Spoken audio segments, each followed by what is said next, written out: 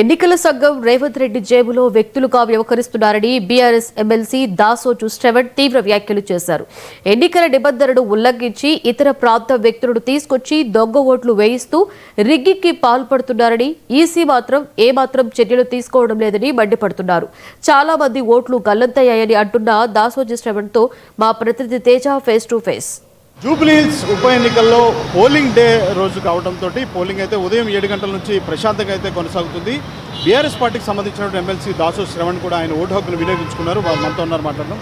Sir, మీరు vote హక్కు వినియోగించుకున్నారు, కానీ కొన్ని చూస్తే బీఆర్ఎస్ పార్టీకి సంబంధించిన నాయకులు చాలా కొన్ని రికార్డెడ్గా కూడా కొన్ని వీడియోస్ రిలీజ్ చేశారు.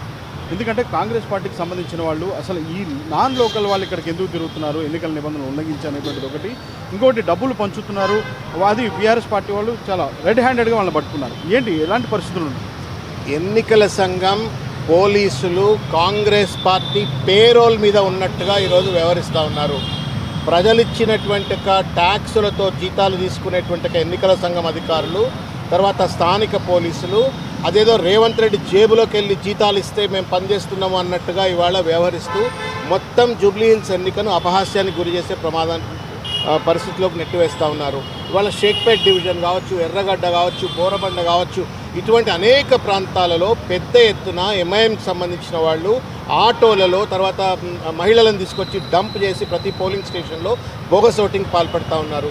దానికి తోడుగా ఫంక్షన్ హాల్స్, తర్వాత గెస్ట్ హౌజుల్లో పక్క కాన్స్టిట్యున్సీ నుంచి తీసుకొచ్చి వాళ్ళందరినీ కూడా బోగస్ ఓటింగ్కు పాల్పడుతూ ఉన్నారు. మేము నెత్తి మీద నోరు పెట్టుకొని పొద్దుగాల 5 గంటల నుండి మొత్తుకొని రిటర్నింగ్ ఆఫీసర్ కావచ్చు, లేకపోతే ఎన్నికల సంఘం అధికారులకు వార్న్ చేస్తూ ఉన్నాము.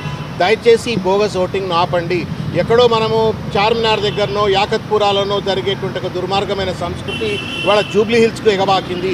దీనికి ప్రధానమైనటువంటి కారణం పోలీసుల యొక్క నిర్లక్ష్య వైఖరి, ఎన్నికల సంఘం యొక్క అచేతనమైనటువంటి ఒక చేతగానితనం. ఇవాళ జూబ్లీహిల్స్ ఎన్నిక అంతా కూడా ప్రహసనంగా మారిపోయింది. 100 కోట్ల రూపాయలు ఖర్చు పెట్టి ప్రభుత్వ ధనాన్ని దుర్వినియోగం చేసి ప్రభుత్వ అది యంత్రాంగాన్ని అంతా కూడా డిప్లాయ్ చేసి ఎన్నికలు ఎందుకు పెట్టాలా? ఊకే రేవంత్ రెడ్డికి డిక్లరేషన్ ఇచ్చేస్తే అయిపోతుంది కదా రిటర్నింగ్ ఆఫీసర్. కాబట్టి ఇదంతా కూడా నాన్ సెన్స్. ఈ నాన్ సెన్స్ ఇక చూడరిగా, నేను ఎక్కువ తక్కువ మాట్లాడదలుచుకోలేదు. మీరు చూడరిగా ఇట్లా దిగుతున్నారు ఆటోలలో,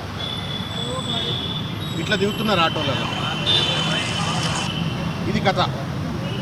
ఇది పోలీసు వాళ్ళకి చూపెడితే కూడా బీఆర్ఎస్ పార్టీ నాయకులు అక్కడ కొంతమంది పట్టుకోవాలని చూస్తే ఆయన పారిపోయేటువంటి ప్రయత్నం చేశాడు. బీఆర్ఎస్ పార్టీ నాయకులు పట్టుకోవాలని ప్రయత్నం చేస్తే ఇప్పుడే ఇప్పుడు మా షేక్పేట్ డివిజన్లో బోగస్ ఓటింగ్ జరుగుతుంది అని చెప్పని వేణు అని చెప్పని ఒక నాయకుడు అడ్డుకునేటువంటి ఒక ప్రయత్నం చేస్తే ఆయనను తీసుకెళ్లి పోలీస్ స్టేషన్లో కూర్చోబెట్టే పరిస్థితి.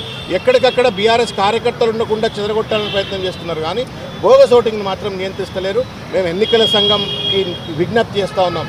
You are the servant of the public, you are the servant of the Indian constitution. దాన్ని మర్చిపోయి ఇవాళ రేవంత్ రెడ్డికి తొత్తులుగా మారి, లేకపోతే కాంగ్రెస్ పార్టీకి తొత్తులుగా మారి కనుక ఈ మొత్తం బోగస్ ఓట్లను నియంత్రించకపోయినట్టయితే ప్రజాస్వామ్యాన్ని ఖూనీ చేసినట్టే, ఒక తీరని పాపం చేసినట్టుగా మేము భావిస్తూ ఉన్నాం. మా ఛానల్ దృష్టికే వచ్చింది. నేనే ఆ ఇంటర్వ్యూ చేస్తున్న నేపథ్యంలో అక్కడ చాలామంది ఓటర్లు మేము ఒకే ఇంట్లో సంబంధించి ఉన్నాము, ఒకే ఇంటి నెంబర్ మీద ఉన్నాం, మేమంతా ఒక కుటుంబ సభ్యులం, కానీ 2 ఓట్లు మాత్రమే ఉన్నాయి, 4 ఓట్లు ఎటుపోయినాయి అనేటువంటిది తెలియట్లేదు. ఎవరిని అడగాలన్నా కానీ ఏం చేయాలో అర్థం కావట్లేదు. మా పరిస్థితి కాదు, చాలామంది పరిస్థితి అంటున్నారు. చాలా చోట్ల ఒకటి బోగస్ ఓటింగు, తర్వాత రెండవది ఇంపర్సనేషన్, అంతకంటే ముందే వచ్చి ఓట్లు వేయటము, తర్వాత ఓటర్ల మిస్సింగ్ కావటము, ఈ మొత్తం అంతా కూడా ఒక జోక్గా తయారైపోయింది. మేము విజ్ఞప్తి చేస్తూ ఉన్నాం ఎన్నికల కమిషన్కు, ప్లీజ్ టేక్ ఇట్ సీరియస్. ఇప్పుడు 11 అయింది, ఇంకా సాయంకాలం 6 గంటల వరకు పోలింగ్ జరుగుతుంది. దయచేసి ఇప్పుడైనా 20% పోలింగ్ నమోదైంది సార్. ఇప్పుడు ఇక్కడ కేవలం 18%. ఇప్పుడు ఇంటర్నేషనల్ స్కూల్, ఇది ఇంటర్నేషనల్ స్కూల్లో 18% అయింది.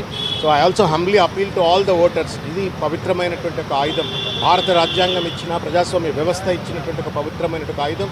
ఇవాళ మన ఇంటి ముందు చెత్త తీయకపోవాలని, సరిగ్గా తీయబడాలన్నా, రోడ్డు మీద ట్రాఫిక్ సమస్య పరిష్కారం కావాలన్నా, లేకపోతే ప్రభుత్వ యంత్రాంగం అంతా కూడా బాధ్యతాయుతంగా పనిచేసి ప్రజలకు జవాబుదారీగా ఉండాలంటే మనం ఓటు వేయాలి. ఓటు వేసిన నాడే మనకు సాధికారత లభిస్తుంది ప్రభుత్వాన్ని నిలదీయడానికి. కాబట్టి దయచేసి ఓటుకు రండి. ప్రజల సమస్యల పరిష్కారం కోసం మీ జీవితాల్లో ఒక సుపరిపాలన అందించబడాలంటే దయచేసి మీరు ఓటు వేయాలా. మంచి నాయకుడు ఎవరికైనా ఓటేయండి. I'm not appealing for my party, ఎవరికైనా ఓటేయండి, కానీ దయచేసి బయటకు వచ్చి ఓటేయాలా. ఒక మంచి నాయకులను ఎన్నుకోవాలని చెప్పని కోరుతా ఉన్నాను. ఫైనల్గా ఒక విషయం చెప్పండి సార్, ఎందుకంటే బీఆర్ఎస్ పార్టీ రేజ్ చేసిన తర్వాత ఎలక్ట్రల్ ఆఫీసర్, చీఫ్ ఎలక్ట్రల్ ఆఫీసర్ని కలవడం, బీఆర్ఎస్ పార్టీ రేజ్ చేసిన తర్వాతే 65 లొకేషన్స్లో 226 సమస్యాత్మకంగా పోలింగ్ బూత్లను ఐడెంటిఫై చేయడం జరిగింది. అక్కడ ఏమైనా పర్యవేక్షణ, అసలు అక్కడ ఎలాంటి పోలింగ్ జరుగుతుంది? పర్యవేక్షణ లేదు. మార్నింగ్ అయితే 5:30కి మేము మా శాసనసభ్యుడు ఒక ఆయన ఫోన్ చేసి మా చెరక మహేష్ వీళ్ళంతా షేక్పేట్ డివిజన్లో ఇంతకుముందు 2 సార్లు కార్పొరేటర్గా పోటీ చేసినాడు. వీళ్ళంతా తిరుగుతూ అసలు పోలీసు వాళ్ళే కనబడతలేరు ఏంది, పెద్ద ఎత్తున ఆటోలలో జనాలు దిగుతూ ఉన్నారు, పోలీసు వాళ్ళు కనబడతలేరు అంటే అప్పటికప్పుడు మళ్ళీ మేము రిటర్నింగ్ ఆఫీసర్కు ఎన్నికల సంఘం అధికారులకు ఫోన్ చేస్తే వాళ్ళు ఇమీడియట్గా ఏదో రిప్లై చేస్తామని చెప్పన్నారు. కానీ ఇప్పటికి కూడా పోలీసులు ఉన్నారు బీఆర్ఎస్ వాళ్ళను అదిరించడానికి, బెదిరించడానికి. కానీ బోగస్ ఓటింగ్ కాపడానికి కానీ, లేకపోతే కాంగ్రెస్ వాళ్ళు కండువలు కప్పుకొని కూర్చుంటున్నారు. 2 అని చెప్పని కాంగ్రెస్ పార్టీ సింబల్తో ఉన్నటువంటి ఒక టీషర్ట్లు వేసుకుంటున్నారు. మరి ఎందుకు ఇడిపియట్లేరు అంటే ఇదంతా కూడా ఒక కొల్యూడెడ్గా ఎన్నికల first time in the country. ఒక సీనియర్ శాసనసభ్యుడు చెప్తా ఉన్నాను, నేను 10 సార్లు ఎమ్మెల్యేగా పోటీ చేసినా కానీ ఇంత రౌడీ ఎలక్షను, ఇంత గుండా ఎలక్షను, ఇంత ఒక చిల్లర వ్యవస్థ నేను ఎప్పుడు చూడలేదు. ఎన్నికల కమిషన్ అధికారులు అట్లనే ఉన్నారు, పోలీసులు అట్లే ఉన్నారు. మొత్తానికి మొత్తం ఒక దుర్మార్గమైన ఎన్నిక ప్రక్రియ మాత్రం జరుగుతూ ఉంది. అయినప్పటికీ కూడా భరోసా ఉన్నాం, ప్రజలు భగవంతుడి పైన ప్రజలపైన నమ్మకంతో ఉన్నాము.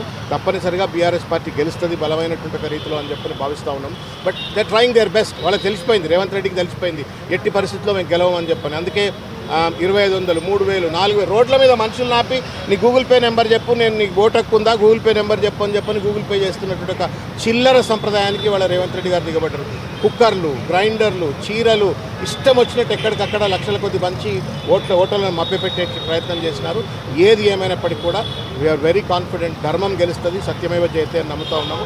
ఇన్ని చిల్లర ప్రయత్నాలు చేస్తూ ఉంటే ఎన్నికల సంఘం మాట్లాడకపోతే బాధ కలుగుతుంది కదా. మనం స్వయం ప్రతిపత్తి కలిగిన సంస్థ అది.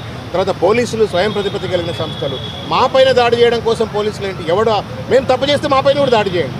బట్ దెన్ యూనిలేటరల్గా ఒక పార్టిజన్గా వ్యవహరిస్తూ ఇవాళ ఒక దుర్మార్గమైనటువంటి సంప్రదాయానికి తెరదీస్తూ ఉన్నారు. దీన్ని మేము తీవ్రంగా ఖండిస్తూ ఉన్నాం. ప్రజలందరూ కూడా అప్రమత్తంగా ఉండాలా, బయటికి రావాలా, ఓటు వేయాలా, సుపరిపాలన అందించగలిగే సత్తా ఉన్నటువంటి ఒక పార్టీకి, నాయకులకు ఓటేయాలని చెప్పి కోరుతా ఉన్నాం.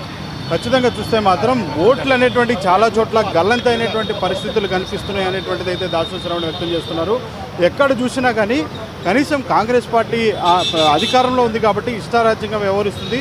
స్వయం ప్రతిపత్తి కలిగినటువంటి ఎన్నికల సంఘం పూర్తి స్థాయిలో చర్యలు తీసుకోవాలి, ఎక్కడికక్కడ రిగ్గింగ్ చేసేటువంటి ప్రయత్నాలు చేస్తున్నారు అనేటువంటి ఒక ఆ బాధను కూడా దాసో శ్రవణ్ వ్యక్తం చేస్తున్నారు. ఏది ఏమైనప్పటికీ కూడా ధర్మం గెలుస్తుంది, మేము ధర్మాన్ని నమ్ముకున్నాం అనేటువంటి స్థాయిలో కూడా ఆయన ఒక ఆశాభావాన్ని కూడా వ్యక్తం చేస్తున్నట్టుగా చెప్పొచ్చు. ఇది దాసో శ్రవణ్తో face to face. Video journalist రాజుతో తేజ, 99 టీవీ, షేక్పేట నుంచి.